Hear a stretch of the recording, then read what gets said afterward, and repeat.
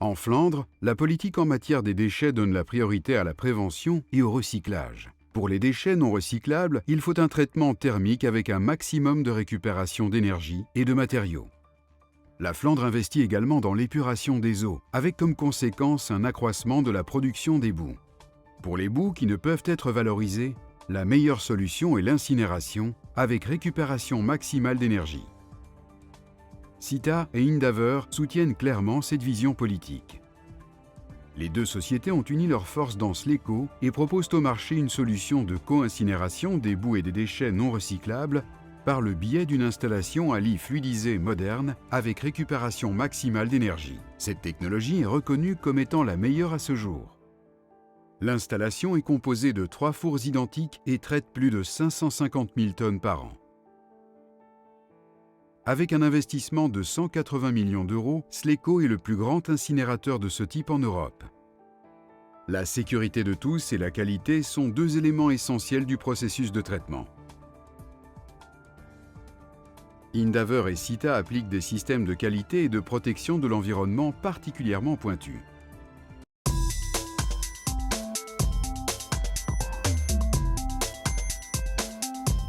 Des camions livrent les déchets en vrac dans des halls de stockage couverts. Les boues sont déversées dans l'une des 3 fosses prévues à cet effet. Elles sont ensuite pompées à intervalles réguliers et de manière contrôlée dans le four.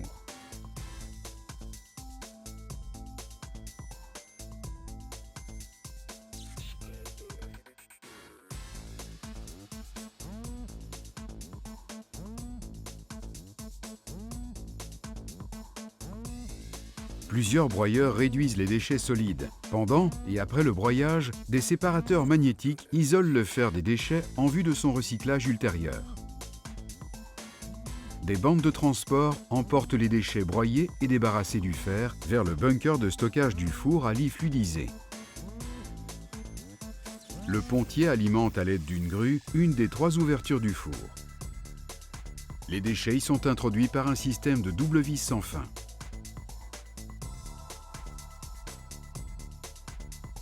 Les opérateurs règlent et contrôlent en permanence le processus thermique et l'épuration des gaz de combustion.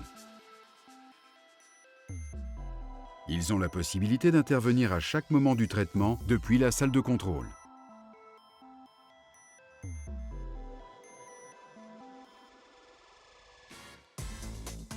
Ils vérifient scrupuleusement l'installation plusieurs fois par jour au moyen de checklists.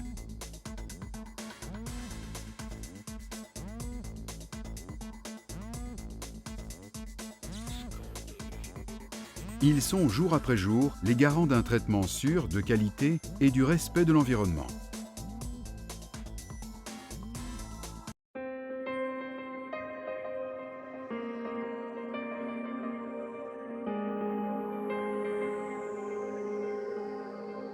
L'incinération s'opère à une température supérieure à 850 degrés Celsius.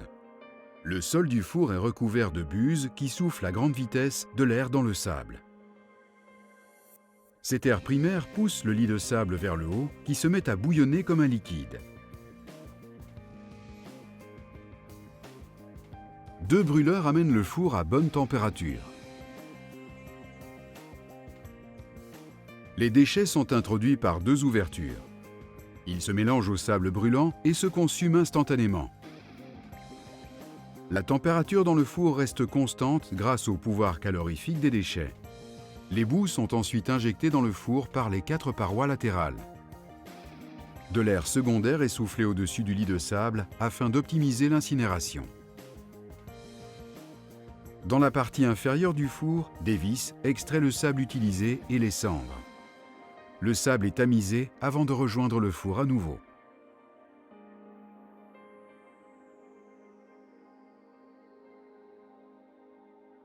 Les gaz de combustion sont évacués par des conduites et entament leur circuit d'épuration.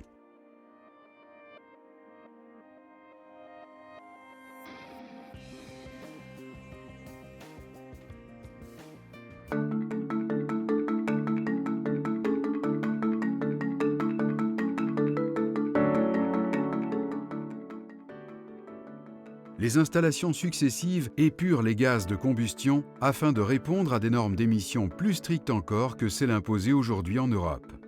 L'installation d'Enox injecte de l'urée dans le flux de gaz sortant afin de transformer les oxydes d'azote en azote inoffensif. La chaudière refroidit les gaz jusqu'à une température de 230 degrés Celsius.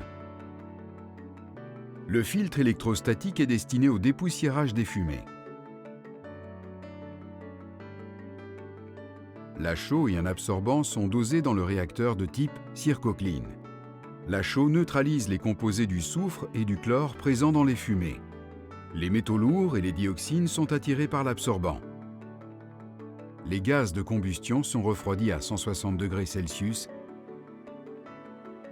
afin de favoriser l'absorption des composés acides. Les filtres à manche isolent les particules solides. Lors de la phase humide du lavage des gaz, ces derniers sont refroidis jusqu'à 65 degrés Celsius afin de condenser au maximum les particules volatiles. L'utilisation d'hydroxyde de sodium élimine les restes de chlore et de soufre présents dans les gaz de combustion.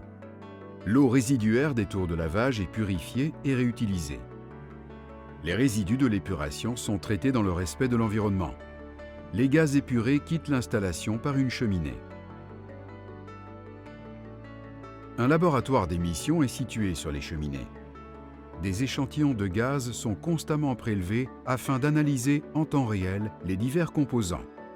Les paramètres pertinents sont vérifiés afin de contrôler que les gaz émis respectent les normes les plus strictes.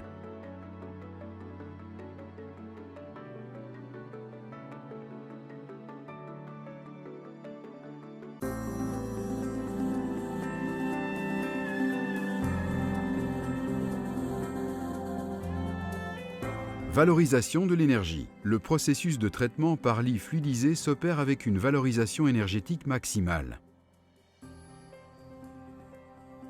La chaudière verticale récupère l'énergie qui se libère durant l'incinération. La chaudière est composée d'un réseau complexe de conduites d'eau. La chaleur des gaz de combustion transforme l'eau en vapeur. La vapeur est ensuite dirigée vers un des 3 générateurs à turbine du site qui la transforme en électricité. Une partie est utilisée pour alimenter l'installation même, l'autre est livrée au réseau public. La quantité d'énergie produite correspond en moyenne à une consommation annuelle d'électricité de 70 000 ménages.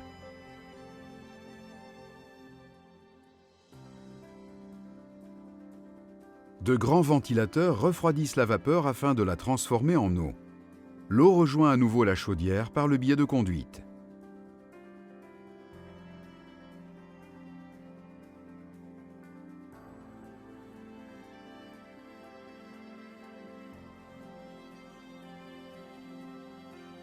Dans son installation à lit fluidisé, Sleco traite de manière durable et sûre les déchets non recyclables, les boues industrielles et les boues provenant de stations d'épuration.